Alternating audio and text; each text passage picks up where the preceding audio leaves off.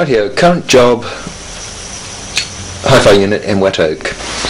Now these are the boards. I don't know if you can see, it's been marked out in white. Yeah, I can just make it out there. I'll zoom in a little. Here's the drawings, very simple.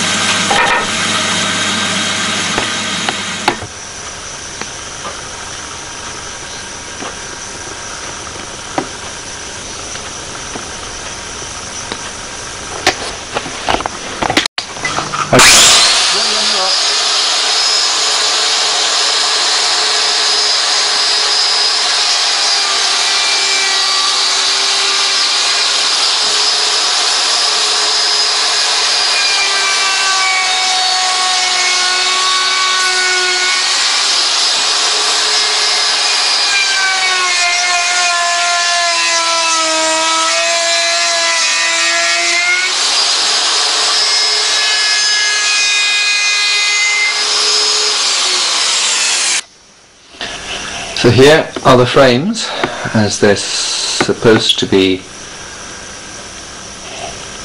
before it's assembled. I've got to put mortise and tenons on the end of each bar. Then I've got drop uprights in between.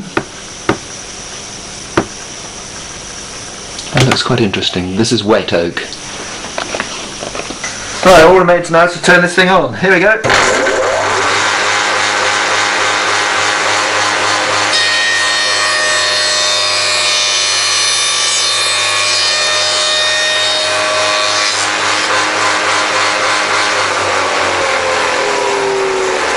Now the beauty of this little operation is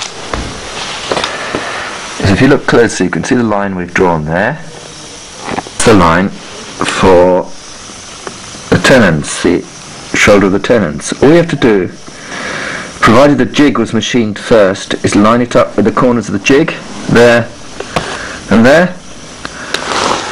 Put the cramp here, stick a block in there to make sure it doesn't ride, and we're away. That's all you need.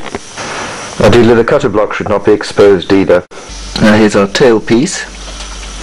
You can see we've got the mortises marked out and we've lined that one up there with a square. The base is resting on the machine so it's not going to drop very much. And away we go.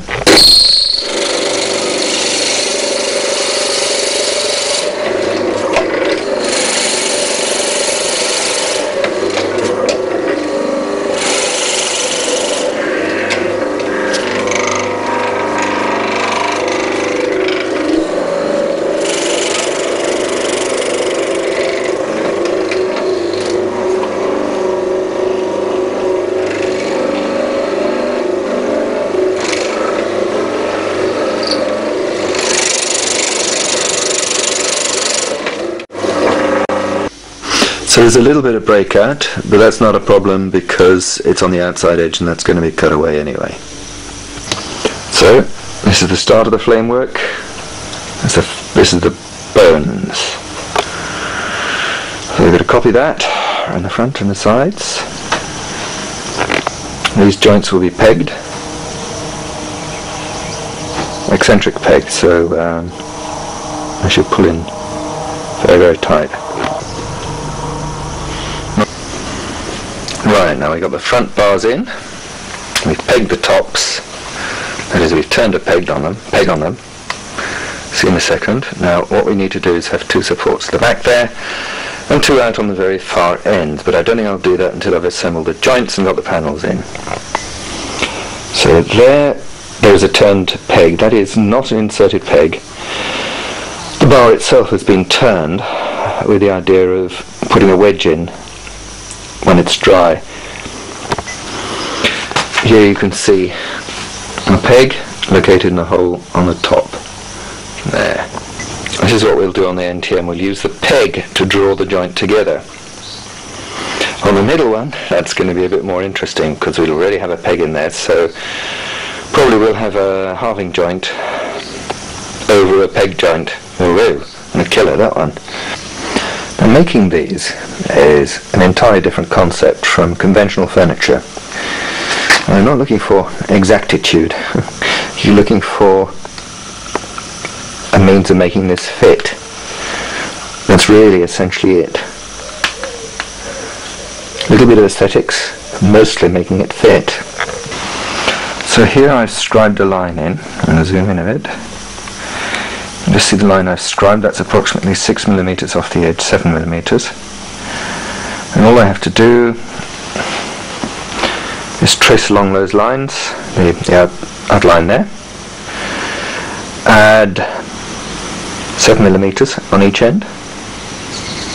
And the whole thing, once I've cut it and